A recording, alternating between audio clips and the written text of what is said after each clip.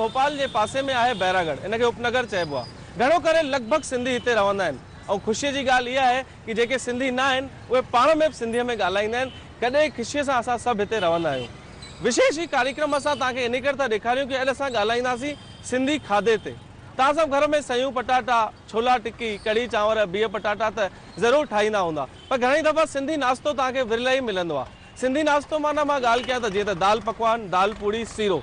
ही बैरागढ़ संत हिसाराम नगर अहिड़ो शहर आहे जिते दुकानुनि ते ई असांखे दाल पकवान बि मिली वेंदो आहे, टिक्कियूं मिली वेंदियूं आहिनि।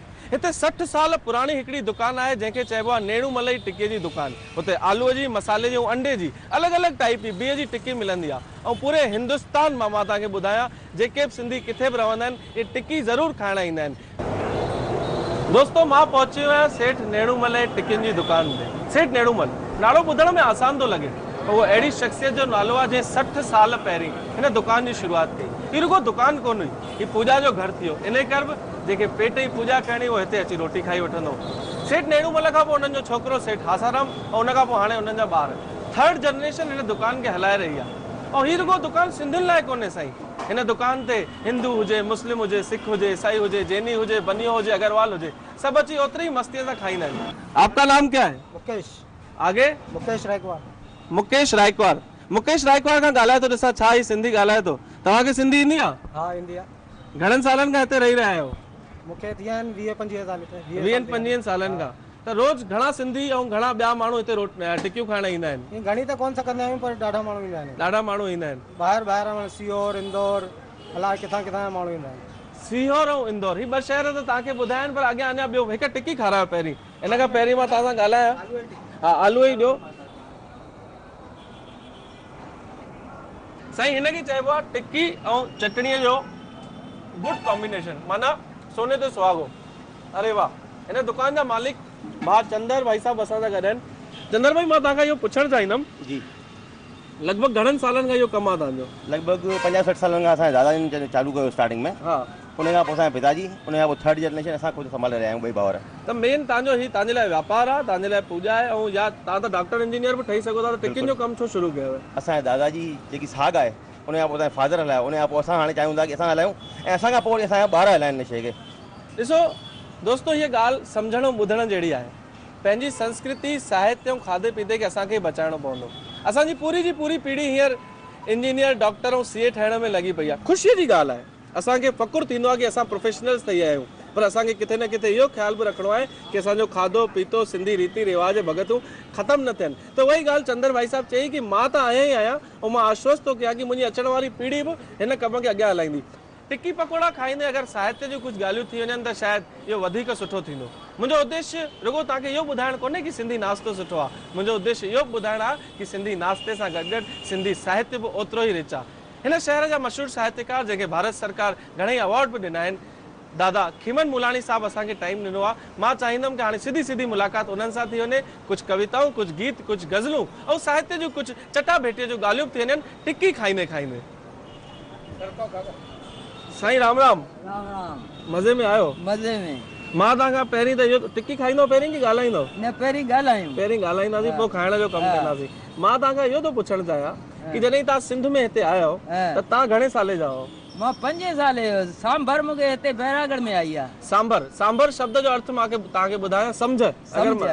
सांभर माना सम्झ, सिंधीअ में सांभर खे चइबो आहे सम्झ। त दादा जो चवणु आहे कि 5 साले जा जॾहिं तव्हां हुआ, तव्हां हिते पहुतो त तव्हां सिधो बैरागढ़ आयो कि पहिरीं कंहिं कैंप में पहुता? पहिरीं तव्हां राजस्थान खां देवली कैंप खां थींदा वाया उज्जैन हिते बैरागढ़ स्टेशन ते छॾियऊं। अच्छा।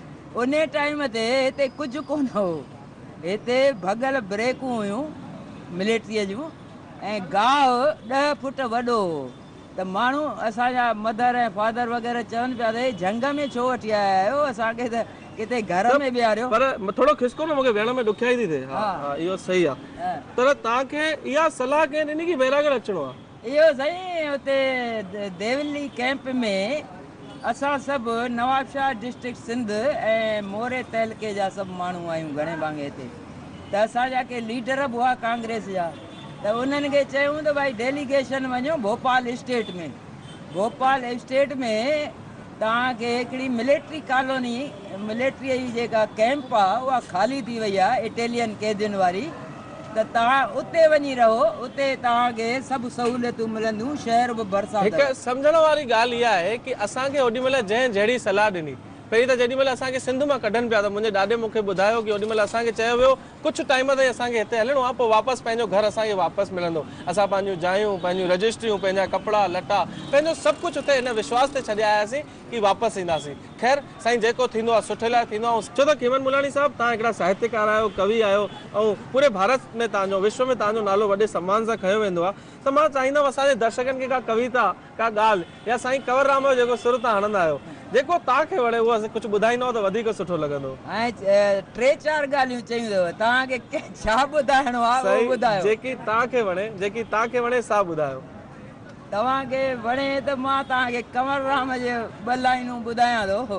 हा, साईं कंवरराम साहिब जे बारे में हिकु दफ़ो मां ॿुधाए छॾियां। पहिरीं साईं कंवरराम साहिब अमृत शहीद साईं कंवरराम साहिब पूरो नालो अगरि मां खणां त, छो त उन्हनि मोल ॿार खे बि उन्हनि जे स्पर्श मात्र सां मोल ॿार जीअरो थी वियो। उन्हनि जी पूरी कहाणी असां तव्हांखे ॿिए कंहिं सेगमेंट में ज़रूरु ॿुधाईंदासीं, पर उन्हनि जो हिकिड़ो गीत, छो त जेॾीमहिल हू ॻाईंदा हुआ, भॻतियूं थींदियूं हुयूं त सुबुह जो 4-5 बजे ताईं असुर ताईं, माना राति जो जे माण्हू 9 बजे भॻत में वेठा त सुबुह 5 बजे ताईं भॻतूं हलंदियूं। ओॾीमहिल ही एम्पलीफाइंग कंदा माइक कोन हूंदा साईं, उन ज़माने में वॾा माइक कोन हूंदा कि तुर ॻायो त वॾो आवाज़ु अचे, हुननि जो सुर वॾो हूंदो।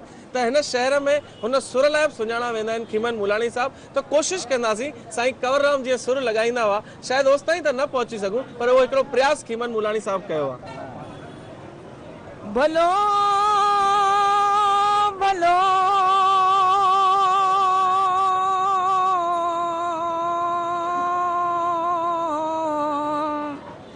सारिया दुनिया दम दरिया मन को तारूं तंहिंमें हिकिड़ी लहरनि लो भॼी ॿियो आतिश जो आड़ा ताल बुन तवार तहित कोने काहू कंहिंजो चऊं श्री राम ओ नाले अलख जे बेड़ो तार मुंहिंजो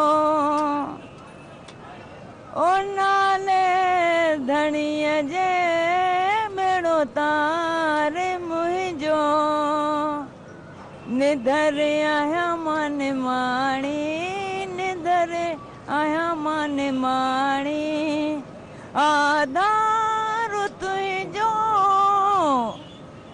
आधार तुंहिंजो सदके साईं जे बेड़ो नार मुंहिंजो चऊं श्री राम। खीमन मुलाणी साहिबु, मां तव्हांखां इहो थो पुछणु चाहियां, तव्हांखे छा लॻंदो आहे कि अञा बि साहित्य संस्कृति किथे जीअरी आहे कि अञा जनरेशन में इहो गैप अची वियो आहे, माना असां विसारे छॾियूं आहिनि पूरियूं ॻाल्हियूं? तव्हांजे मन में छा आहे? साईं हीअ ॿोली मरणी त आहे कोन, पर हिन में परिवर्तन ज़रूरु ईंदो आहे, हर ॿोलीअ में ईंदो आहे। इहे न आहे को असांजी सिंधी ॿोलीअ में ईंदो। सिंधी ॿोली कंहिं बि ॿोलीअ लाइ ज़मीन जो हुअणु ज़रूरी आहे। त असां वटि हिते ज़मीन आहे कोन, असां टिड़ियल पखिड़ियल आहियूं, त ॿोलीअ में फ़र्क़ु त ईंदो, पर ॿोली मरंदी कान। छाकाणि त असां वटि इहा कोड लैंग्वेज तौरु कमु ईंदी ज़रूरु। भाई साहब चई रहिया आहिनि कि सिंधी भाषा कॾहिं मरंदी कोन, ऐं असां सभु इन लाइ लॻा पिया आहियूं। दूरदर्शन पिणु हाणे पाण हिन कम लाइ लॻी वियो आहे कि सिंधी ॿोली अमर रहे। सिंधियुनि सां रौनक आहे बाज़ार जी। दोस्तो, हर चौराहे ते आहे सिंधीअ जी दुकानु संत हिरदाराम नगर में। नेणूमली टिकियूं त मां तव्हांखे ॿुधायूं।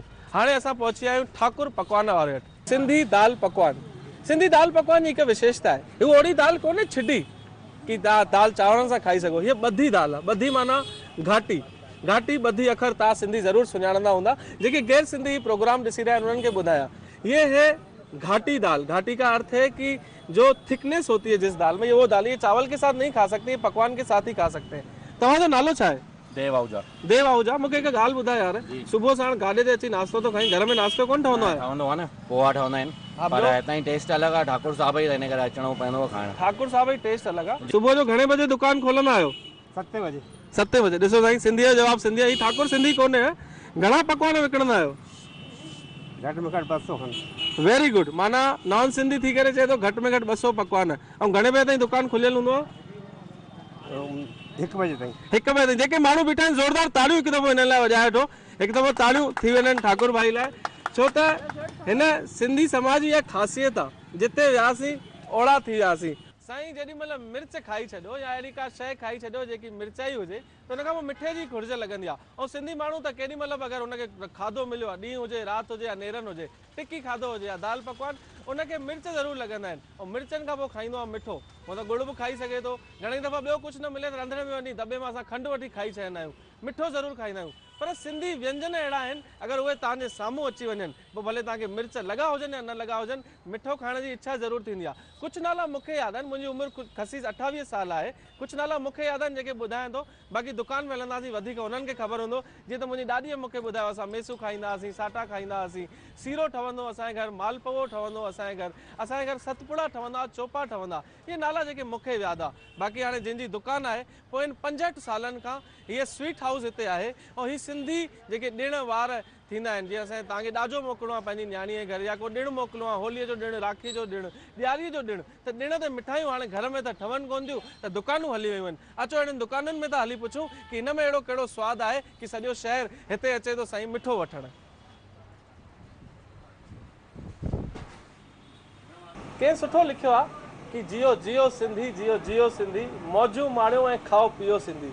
खाइण पीअण में ऐं मौजूं माणण में सभिनि खां अॻियां सिंधी आहिनि। तव्हां किथे बि रहंदा हुजो, मूंखे न ख़बर आहे कि तव्हां कहिड़े शहर में ऐं कहिड़े मुल्क में वेही करे हीअ वीडियो या हीअ एपिसोड ॾिसी रहिया आहियो, पर खाइण पीअण ऐं जीअण में सभिनि खां अॻियां सिंधी निकिरंदा। असां सिंधी मिठाई जी दुकान ते पहुची आहियूं। असांजे घरनि में अॼुकल्ह सिंधी मिठाइयूं ठहणु थोरियूं घटि थियूं आहिनि। नई पीढ़ी आई आहे साईं, अॼुकल्ह रेडीमेड ज़मानो आहे, अलॻि अलॻि कंपनियूं अची वियूं आहिनि, घर खाधो मोकिलण लाइ तयारु आहिनि, पर सिंधी खाधो किथे न किथे मिसिंग आहे।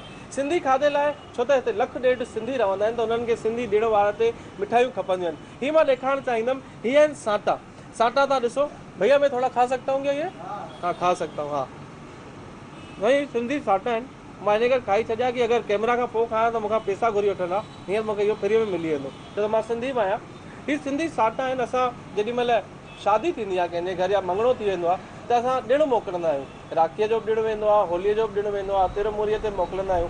त तिरमूरीअ ते हिते हिन दुकान ते तव्हां ॾिसंदा आहियो तिरनि जा लॾू हूंदा आहिनि। हीअ साटा थी आहे। हीअ साटो मां टेस्ट इसको अलॻि रखंदो, मैं आपसे ले रहा हूँ। पूरो साटो खाईंदुमि। हीअ हलवो आहे। मंगणे में जेॾी महिल तव्हां मिस्री कंदा आहियूं, कची मिस्री कंदा आहियूं पाण, त हलवो 5 किलो 10 किलो 20 किलो हर माण्हू पंहिंजी क्षमता अनुसार हलवो मिस्री ऐं नारियल मोकिलींदो आहे, ऐं सॼे पाड़े में विरायो वेंदो आहे। इहे असांजा पंहिंजा रीति रिवाज आहिनि। हीअ असांजी सतपुड़ो।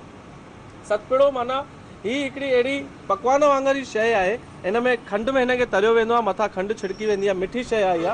ऐं नान कताई।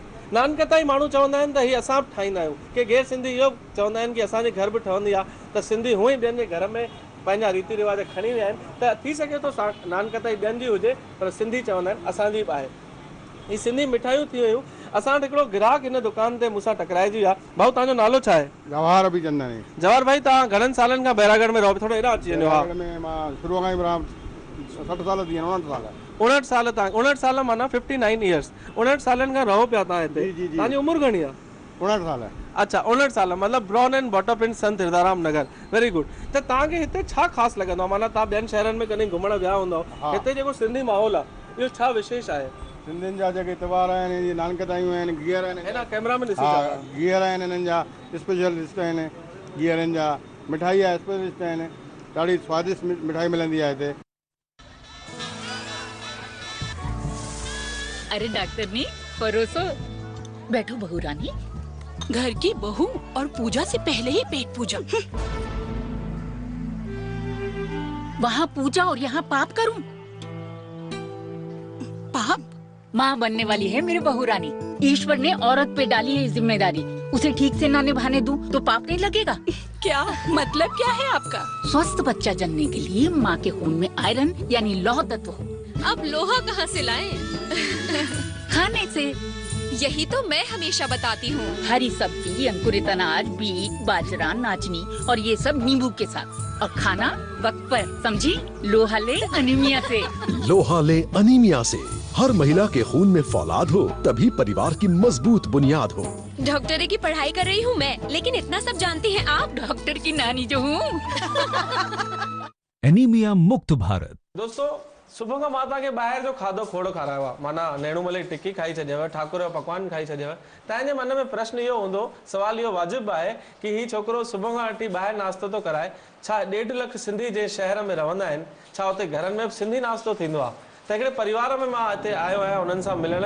लॻभॻि 40 खां 45 सिंधी माण्हू हिक ई परिवार में रहंदा आहिनि, भाती रहंदा आहिनि। उन परिवार जी मुखियाणी जंहिंखे चवां, सभिनि खां वॾी जेकी घर में आहे, अमा असां सां गॾु आहे। मां सिधो उन्हनि सां ई ॻाल्हाईंदुमि, वधीक वक़्तु न वठंदे। अमा हरिओम, स्वागत आहे तव्हांजो असांजे प्रोग्राम में। तव्हांजो जनम हितां जो आहे कि सिंध जो आहे? सिंध जो। सिंध में? तव्हां घणे साले जा सिंध में? 13 साले जी। 13 साले जी, माना तव्हांखे लॻभॻि सभु यादूं हूंदियूं सिंध जूं। बिल्कुलु। त कुझु तव्हां असांखे पहिरीं त सिंध जे बारे में ॿुधायो, जेके अॼु जी पीढ़ीअ खे पतो पवणु खपे। सिंध में कीअं हूंदो माहौल, अॼु ऐं सिंध में कहिड़ो फ़र्क़ु आहे? उते हिक ॿिए में सिक प्रेम वधीक हूंदो ऐं हिक ॿिए में दुख सुख में मदद कंदा हुआसीं हिक ॿिए खे, ऐं हिते केरु कंहिंखे ॾिसे ई कोन। ईअं माना इहा तकलीफ़ आहे, किथे न किथे समय सां गॾु माण्हूअ जो स्वभाव बि मटिजी वियो आहे। पर वरी तव्हांखे लॻंदो आहे जंहिं शहर में तव्हां रहो था, वरी गॾे मिसे सिंधी रहनि पिया, हितां जो छा अनुभव आहे तव्हांजो? बैरागढ़ ऐं संत हिदाराम नगर जी ॻाल्हि कयां। बैरागढ़ में पहिरीं आयासीं शुरू में त उहो ई भावना हुयूं, सिक प्रेम ॿियो टियों। अच्छा, मां इहो थो पुछणु चाहियां कि सिंधी नाश्तो तव्हां ठाहींदा आहियो घरनि में? हेॾा छो त हेॾा भाती यका रहो था, त नाश्ते में छा छा ठाहींदा आहियो? नाश्ते में सभु कुझु ठाहींदा आहियूं। जीअं सावण वारो महीनो ई आयो आहे हींअर, त उन में थधिड़ीअ नंढीअ ते, गोगड़े ते, वॾीअ थधिड़ीअ ते मिठियूं कोकियूं पचाईंदा आहियूं। अच्छा, ऐं अंबड़ी ऐं लीमो संधियल। त मूंखे कुझु खाराईंदो? सिंधी नाश्तो को आहे तव्हांजे घर? खाराईंदा। छा खाराईंदो? सभु कुझु ठाहे रखियो आहे, तयारु करे घुरायो भला। अरे वाह, कोकियूं अची वियूं आहिनि भाई, पहिरीं कोकियूं। हरिओम। अरे वाह, खोराक, अंबड़ियूं, वेरी नाइस। मां हा, ही छा आहे? ये कोकी। ही कोक मिठी आहे चेरी आहे? मिठी मिठी। मां खां टुकुर? भली खाओ। पहिरीं तव्हां खाओ, मां खां? न तव्हां खाओ। पहिरीं मां खां। तव्हां टेस्ट कयो न, खाओ त वणे वधी नथी वणे। बिल्कुलु बिल्कुलु वणंदी। तव्हां खाईंदा आहियो मिठो? मिठो कार आहे न खाइण? मूंखे शुगर जो हिन वक़्तु असरु आहे। अच्छा, सिंधी उहे घणेई वीचारा प्यार मोहबत सिक वारा हूंदा आहिनि, त मिठा हूंदा आहिनि, इन करे सिंधियुनि खे शुगर बि थी थी पए। वाह। ॿियो तव्हांजे घर में, अच्छा ही कोकी जेकी मिठी आहे, इहा चांहि सां वधीक हलंदी आहे, अचार सां हलंदी आहे, कीअं खाइबी आहे? अचार सां। चांहि सां मिठी न, चांहि सां चहरी। चहरी कोकी चांहि सां? कारा मिर्च ऐं लूणु विझी उहा अलॻि सां पचाई। उहा त कोन ठाराई अथव न? उहा कान ठाही। अॼु उहा मिठी कोकी आहे। चलो मिठीअ मां कमु था हलायूं। हे मां अचार बि खाई वठां थोरी। अचार सां ॾिसां कीअं थी लॻे। इन जो पंहिंजो मज़ो आहे। हा, ये छा आहे मां? हे थधिड़ीअ वॾीअ ते खोराक ठाहींदा आहिनि। खोराक? हा। ये तो माल जोरदार तो लगे, काजू बादाम आहिनि हिन में। खसखस, डूंगी। त ये बाज़ारी आहिनि कि घर में ठाहियल? न, घर में। घर में? इहो खां टुकुर? हा।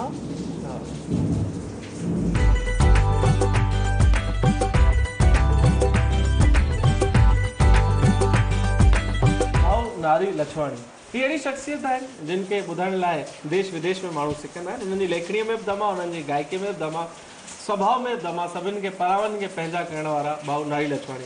भाऊ तव्हांखे कीअं लॻंदो आहे, अॼु जॾहिं सभु माण्हू अलॻि अलॻि आहिनि, घर में ॿ भाती बि पाण में आहिनि, त बासण वञनि था, इन दौर में तव्हां 40-45 माण्हू हिक ई घर में हिक ई रंधिणे सां हलो पिया, तव्हांजो छा अनुभव आहे? असांखे त ॾाढो सुठो लॻंदो आहे भाई। अच्छा, जॾहिं खां वठी हुते जा निपना वॾा थिया आहिनि, शादियूं थियूं, असांजे हींअर ॿारनि जूं बि शादियूं थियण लॻियूं। कैमरा में ॾिसंदा हलो न भाऊ। हा, त ॿारनि जूं बि शादियूं थियण लॻियूं आहिनि, 4-5 नुंहर घर में अची विया आहिनि, उन्हनि जा ॿार थी विया आहिनि, माना असांजा पोटा बि थी विया आहिनि, अम्मा जा पड़ पोटा पड़ ॾोहिटा उहे बि थी विया आहिनि। अच्छा, त असांखे त ॾाढो सुठो लॻंदो आहे, एतिरो मज़ो ईंदो आहे जॾहिं ॿुधंदा आहियूं भाई कंहिं घर में हिकिड़ी नुंहुं आहे, उहा बि ठहे कोन थी ससु सहुरे सां, या ॾेराणियुनि जा पाण में झगड़ा आहिनि, ॾेरनि सां विढ़ी पई, त उहा ॻाल्हि सम्झ में कोन ईंदी आहे। भई असां त अहिड़ो माहौल कॾहिं ॾिठो ई कोन अञा ताईं, त भई छा थींदो आहे, ससु ऐं जो झगड़ो छा थींदो आहे, ॾेराणियूं पाण में कीअं विढ़ंदियूं आहिनि, इहो अमा तव्हांजे हिन वॾो वॾे मां वॾो पुटु नारी भाऊ आहे न? हा, वॾे मां वॾो नारी भाऊ आहिनि। त तव्हांखे नारी भाऊ जो कहिड़ो गीत सभिनि खां वधीक वणंदो आहे, जेको मां हींअर उन्हनि खे चवां की ॻाए ॿुधाइनि असांखे, अहिड़ो को गीत तव्हांखे वणंदो हुजे? हा, त वरी इन्हनि ॻाल्हियुनि में आहियां कान। तव्हां हिननि में कोन आहियो? इहे आहिनि, हिननि खां बि पुछो। जेको तव्हांखे वणे जेको पंहिंजे दिलि सां भाऊ जेको को गीत हाणे दर्शको मां तव्हांखे ॿुधायां कि नारी भाऊ जी जेकी गायकी आहे उहा बि ससम्मान सभु हुनखे ॿुधणु चाहींदा आहिनि त मां नारी भाऊ जन छो त घर अची विया आहिनि हुननि सां गॾु नाश्ते जो माहौल ठहियो आहे ऐं माहौल मौसम बि सुठो आहे त हिकिड़ो को गीत जेको तव्हांखे वणंदो हुजे ऐं असां सभु मिली करे तव्हां सां गॾु ॻाईंदासीं। भाई नाश्ते में पहिरीं त असांजी मिठी कोकी हे अंबड़ियूं संधियल लीमो संधियल खोराक तो खाधी न खाधी? मां खाधी न खोराक खाधी मां इहे ॿधी खणी वेंदुमि घर मां खणी वेंदोमांव घर। हा त छा आहे ख़ाली पेट हूंदो त का ॻाल्हि वणंदी कोन्हे। हा त को गीत बि हिन सां गॾु थी वञे त हीअ कोकी अंदरि वेंदी हली सॼी। हिकिड़ो असांजा उस्ताद शाइर आहिनि अर्जन हासिद साहब वाह उन्हनि जी शइ आहे हिकु नज़र तो ॾे छा निहारियोसीं हिकु नज़र तो ॾे छा निहारियोसीं जाम हथ में खयल बि हारियोसीं। क्या बात है, क्या बात है, वाह हिकु नज़र तो ॾे छा निहारियोसीं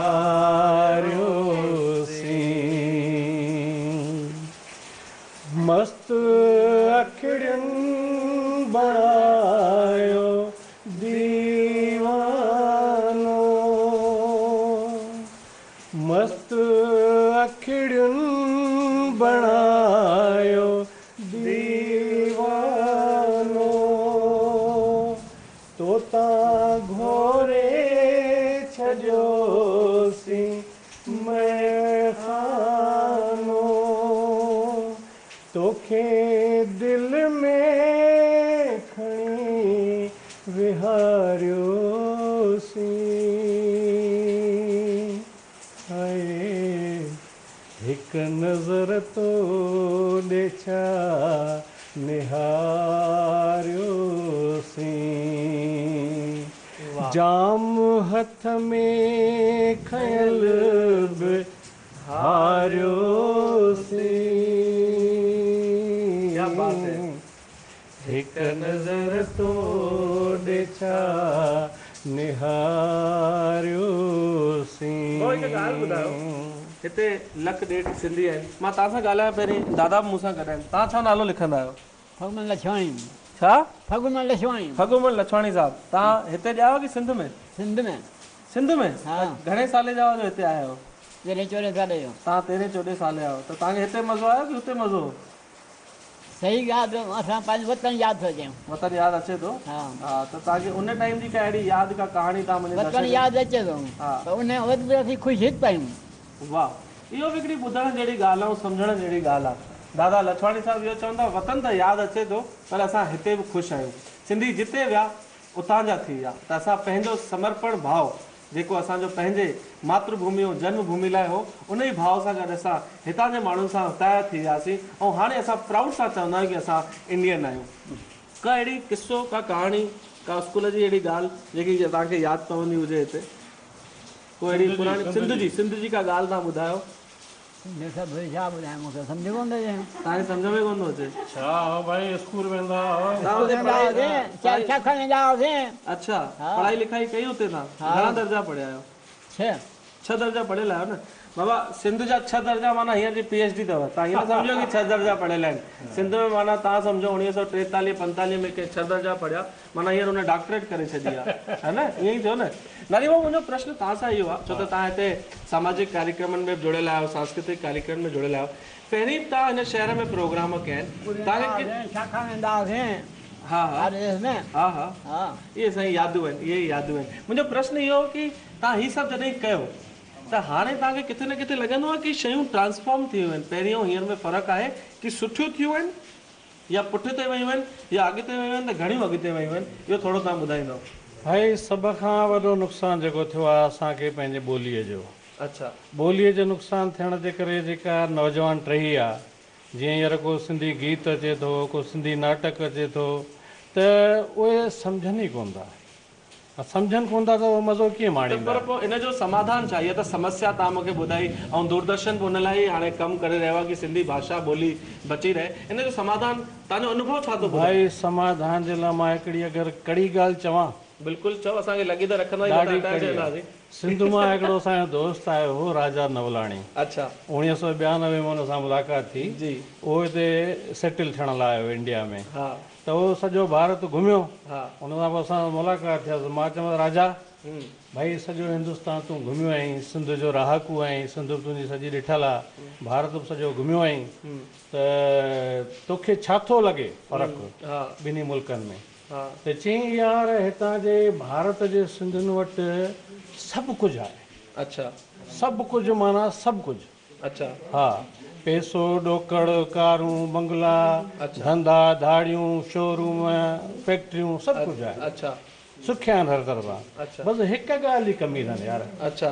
सो चकर में विझी छॾियईं। अच्छा। मां उहा कहिड़ी कमी नज़र आई तोखे? चई यार भारत जे सिंधियुनि में सम्झ सफ़ा कोन्हे। इहो कीअं, मतिलबु छा बेस हो हुनजो? एॾी कड़ी, तॾहिं चयमि त ॾाढी कड़ी ॻाल्हि। मां चयो इहा ॻाल्हि वरी तूं कहिड़ो चईं? चई यार मां सॼो भारत घुमियो आहियां, गुजरात बि घुमियुसि, महाराष्ट्र बि घुमियुसि, कर्नाटक बि घुमियुसि, मध्य प्रदेश, उत्तर प्रदेश सभु घुमियुसि, बंगाल बि घुमियुसि। त जिते जिते बि वञूं पिया त उतां जा सिंधी पाण में ॻाल्हाइनि ई कोन पिया। अच्छा। त जिन पंहिंजी सुञाणप ई विञाए छॾी आहे हिते अची करे, त उन्हनि खे सम्झू माण्हू कीअं चइबो?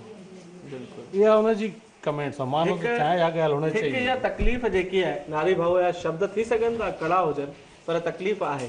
अॼु असां किथे बि रहूं था, पर पाण में अगरि असां सिंधी नथा ॻाल्हायूं त किथे न किथे इहा चोरी असां पंहिंजे पाण सां करे रहिया आहियूं। इहो धोखो असां पंहिंजे पाण खे ॾेई रहिया आहियूं। असांखे इन ॻाल्हि जो ख़्यालु रखिणो आहे। हिन कार्यक्रम जो पूरो उद्देश्य बि आहे। उद्देश्य इहो कोन्हे की मां तव्हांखे नाश्तो खाराए वठां, सिंधी टिकू पकोड़ा खाराए वठां। न, उद्देश्य इहो आहे की अॼु न सुभाणे जेकी सिंधी ॿोली, नारायण साहिब ने सुठो चयो आहे कि अलाह ईअं न थिए की किताबुनि में पढ़िजे हुई सिंध ऐं सिंध वारनि जी ॿोली, पर हाणे असां आश्वस्त था कयूं ईअं कोन थींदो। नारायण साहिब सां ज़रूरु शारीरिक रूप सां असां सां गॾु कोन्हनि, पर हुननि जा वीचार, हुननि जी ॻाल्हियुनि खे असां सम्मान कंदे इहो वादो था कयूं हिन कार्यक्रम में कि हाणे ईअं कोन थींदो। सिंधी भाषा बचंदी, सिंधी ॿोली बचंदी, ऐं जेसि ताईं नारी भाऊ जहिड़ा, अमा जहिड़ा वॾड़ा असां सां गॾु आहिनि, त सिंधी ॿोली सदाईं जीअरी रहंदी। अमा हाणे तव्हां परमिशन ॾियो त मां वञा हितां। वञा? वादा किया था मैंने,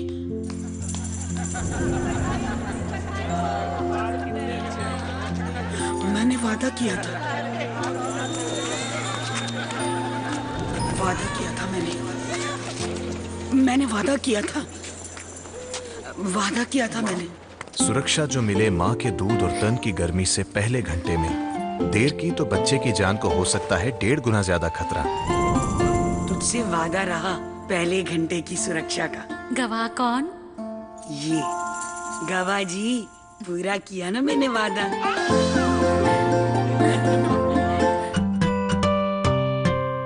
बच्चे की सलामती, अच्छी सेहत और मस्तिष्क के पूर्ण विकास के लिए स्तनपान बहुत ही जरूरी है। आइए हम सब मिलकर अपने बच्चों को एक बेहतरीन शुरुआत दें, स्तनपान के लिए पूर्ण सहयोग दें।